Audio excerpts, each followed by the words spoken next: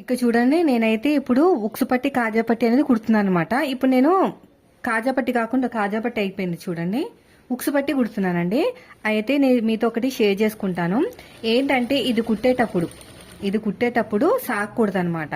అది ఎంత బాగా కుట్టినా కూడా ఒక్కొక్కసారి బాగా వస్తుంది, ఒక్కొక్కసారి బాగా వచ్చేది కాదు స్టార్టింగ్ లో కొత్తలో.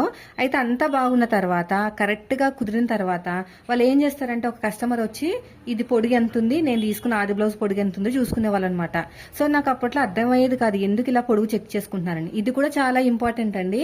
అయితే నాకు ఇప్పటికీ అర్థం కాదు, బొటిక్ లో బ్లౌజ్ కుట్టేసి పంపించేస్తారు కదా బై డిఫాల్ట్ గా ఈ సైజ్ వాళ్ళకని. మరి ఇవన్నీ చూసుకోరు కదా, అప్పుడు వాళ్ళకి ఎలా సెట్ అవుతాయి నాకు అర్థం కాదు. నాకు తగిలే వాళ్ళే ఇలాంటిది వాళ్ళు తగులుతారా ప్రతిదీ అనమాట.